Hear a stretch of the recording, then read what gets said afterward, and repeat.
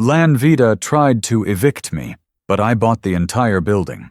I never thought I'd find myself in a war over my own home.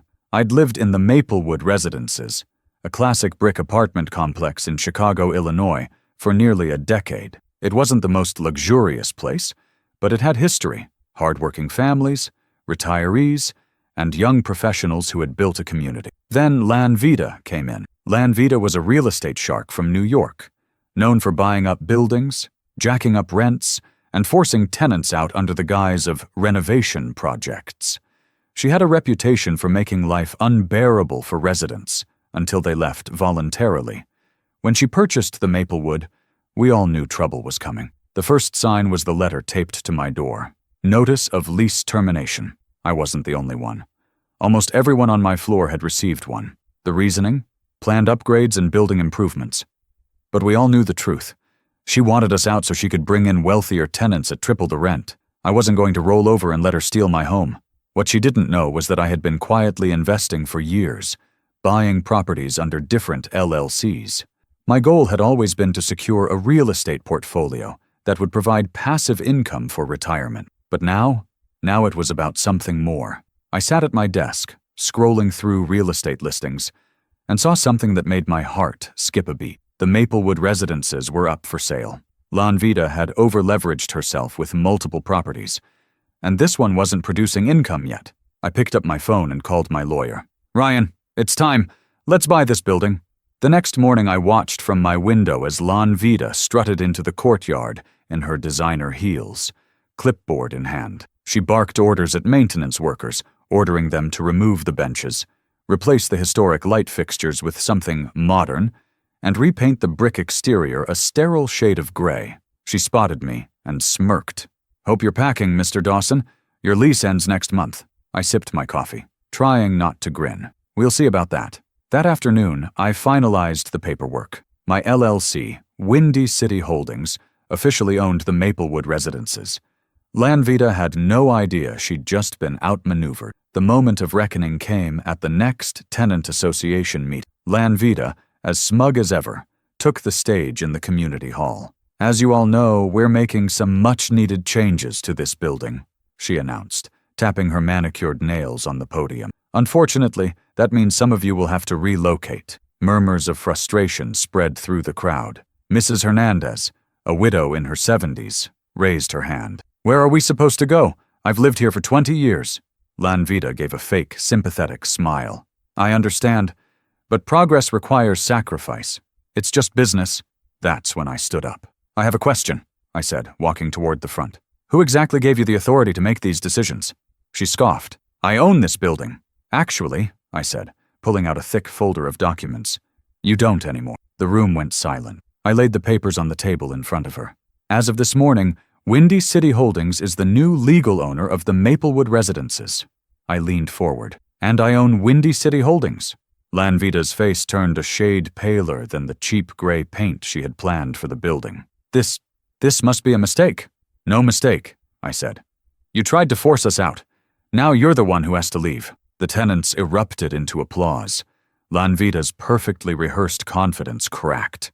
She flipped through the documents, eyes darting over the signatures, the notarization stamps, the legalese that spelled out, in plain, indisputable terms, that she no longer controlled the building she had been so eager to gut and resell. The smug expression that had been practically glued to her face since she set foot in the Maplewood Residences disappeared, replaced by something closer to disbelief than anger. "This is a joke," she hissed, trying to compose herself. "You can't possibly have bought this place out from under me."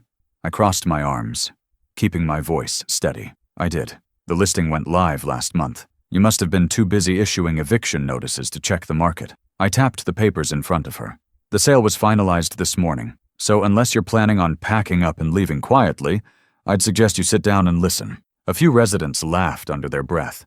LAN Vida's lips pressed into a tight line, but she pulled back, as if she was still processing what had just happened. The room wasn't hers to command anymore. She had lost control, and she knew it. The meeting hall, once a place where she dictated rules and demanded compliance, had turned against her.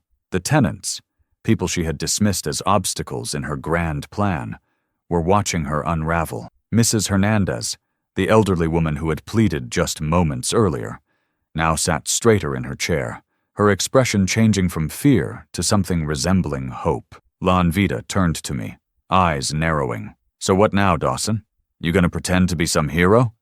Keep the rents dirt cheap forever out of the goodness of your heart?" I didn't rise to the bait. "What I'm going to do," I said, "is make sure this building is run by people who actually care about it. People who live here, not some outsider trying to turn a profit at everyone else's expense. I've already spoken with city officials.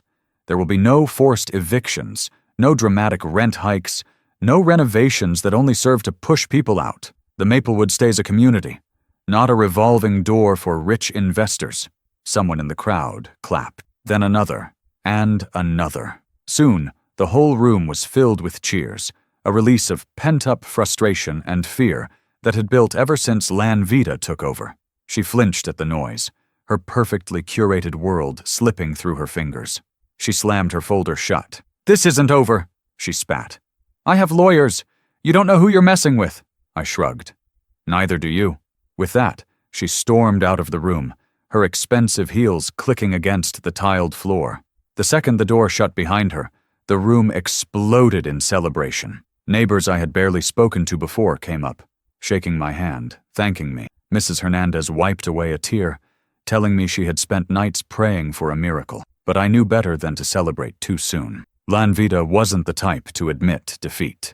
The first attack came 3 days later. The maintenance team, which had been working under LAN Vida's orders before, suddenly stopped responding to calls. Light bulbs in the hallways weren't replaced. Garbage collection was mysteriously delayed. Faucets that had been scheduled for repair were now ignored. It didn't take long to figure out why. LAN Vida had paid them off, hoping to turn the Maplewood into a mess so that I'd regret ever stepping in. She thought she could break me down with inconvenience. She had no idea who she was dealing with. Instead of playing into her game, I took another route. I called in my own contractors, ones I had worked with on past investment properties, and had them start fixing what needed to be fixed. Fast. When residents saw the sudden shift, they realized what was happening. Volunteers started stepping in. Neighbors helped take out trash, repainted walls, even offered to do minor repairs themselves. The Maplewood wasn't just a building. It was a community, and people weren't going to let LAN Vida destroy it out of spite. That only made her angrier. She escalated, filing a lawsuit against Windy City Holdings, claiming that the sale of the building was fraudulent. She tried to argue that I had manipulated the deal, that I had used insider information to undermine her. It was a weak case, but she wasn't banking on winning in court. She was trying to drag things out, force legal fees on me, wear me down until I backed off. I didn't back off. My lawyer, Ryan, was already 10 steps ahead. "She's desperate," he told me over coffee one morning. "She knows she lost, so she's trying to make you sweat." "I don't sweat," I replied, and I didn't. Because while she was busy trying to sue me, I was working on something bigger. A formal proposal to turn the Maplewood into a tenant-owned cooperative. It wasn't an easy process. There were logistics, city approvals, financial restructuring, but the idea was simple. Give the people who lived here real stakes in their homes. Allow them to have ownership, to vote on policies, to protect their own community from predators like LAN Vida. I knew it would take time, but I had something LAN Vida didn't: loyalty. The tenants stood by me, not just because I had stopped the evictions, but because I had proved that I was invested in their future, not just in profits. That's what she never understood. A few weeks after her lawsuit was dismissed, she made one last appearance at the Maplewood. I was in the courtyard, speaking with a contractor about installing a new security system, when she pulled up in her sleek black BMW. She stepped out, arms crossed, looking around like she was appraising the place one last time. "You really think you won?" she asked. I didn't smile, didn't gloat. "I don't think anything," I said. "I just did what you never could. I built something people actually want to be a part of." She scoffed, but there was no real bite to it. "You know," she said, brushing a speck of dust off her expensive blazer, "you're wasting potential here. You could have flipped this place, made millions." I looked around, watching as kids played in the newly renovated playground, as elderly tenants sat on benches that had once been slated for removal. Some things are worth more than money, LAN Vida exhaled sharply, shaking her head. Well, enjoy playing hero while you can. This industry eats people like you alive. I met her gaze. Then it's a good thing I'm not going anywhere. She held my stare for a long moment, then turned, slipping back into her car. The engine roared to life, and just like that, she was gone. This time, for good. Weeks passed, and for the first time in months, the Maplewood residences felt like home again. The legal battle was over, the eviction threats were gone, and people could finally breathe. But I knew that keeping the building wasn't enough. If I wanted to make sure no one like LAN Vida could ever swoop in and threaten this community again, I had to take things a step further.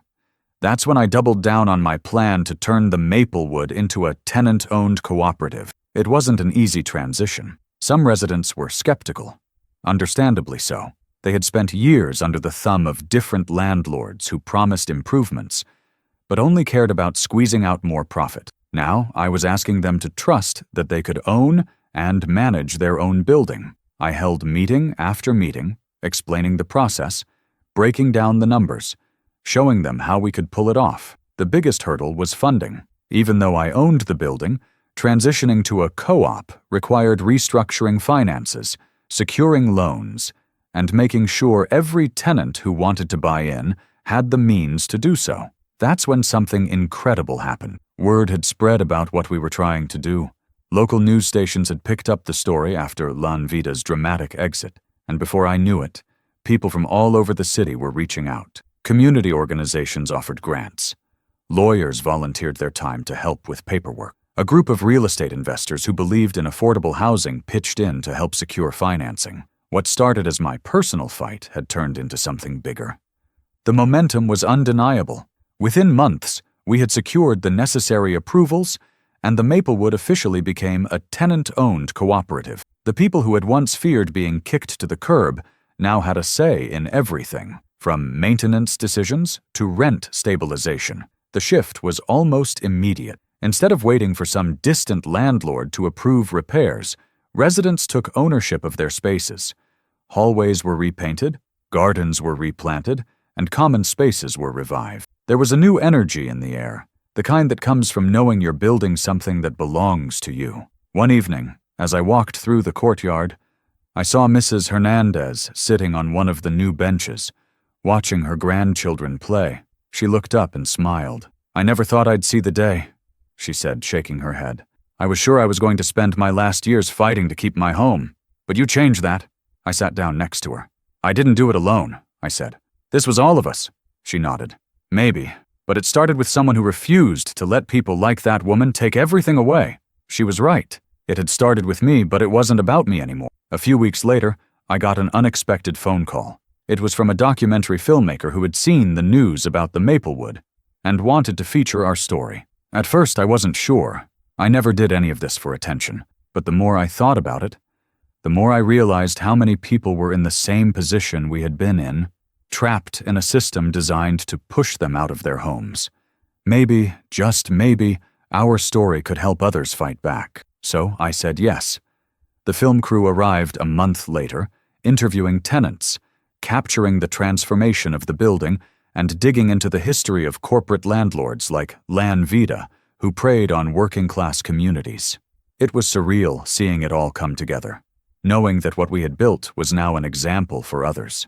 The documentary aired on a major network 6 months later, and the response was overwhelming. Messages poured in from people across the country, asking how they could start similar co-op movements in their neighborhoods. A group in Brooklyn reached out, saying they were using the Maplewood as a model to fight back against their own predatory landlord. It was proof that this wasn't just one building's success. It was part of something bigger. Then, one evening, just as I thought I had seen it all, I got another surprise. I was locking up the front office when a sleek, black BMW pulled up to the curb. The headlights shut off, and for a second I thought maybe I was imagining it. But then the driver's side door opened, and out stepped LAN Vida. She was dressed just as sharply as ever, her designer coat draped over her shoulders like she was still walking into a boardroom she owned. But there was something different this time. No smug grin, No air of untouchable arrogance, just silence as she closed the car door and took a slow look around. I didn't move. I just watched as she took in the sight of the building she had once ruled over. The lights in the courtyard were warm. The sound of laughter echoed from open windows. And for the first time in years, the Maplewood looked like a place where people truly belong. Finally, she turned to face me. "You really pulled it off," she said, her voice quieter than I'd ever heard it. I didn't respond right away. I let the moment sit between us. Then, finally, I said, "Yeah, we did." She glanced at the building again, then back at me. "I'll admit I didn't think you had it in you." I gave a small shrug. "That was your first mistake." A ghost of a smile flickered across her lips before she shook her head. "Well," she said, taking a step back toward her car. "I guess you won." I held her gaze, then nodded. We all did. She didn't argue, didn't try to get the last word. She just got back into her car, started the engine, and drove away. I watched the taillights disappear into the distance, knowing I'd likely never see her again. But that was fine. She was the past. The Maplewood was the future. As I turned back towards the building, I felt something I hadn't felt in a long time. Peace. This place was more than just a structure of bricks and windows. It was proof that people, when given the chance, could take back control of their own lives. That communities didn't have to be disposable. That home wasn't just a place. It was something worth fighting for.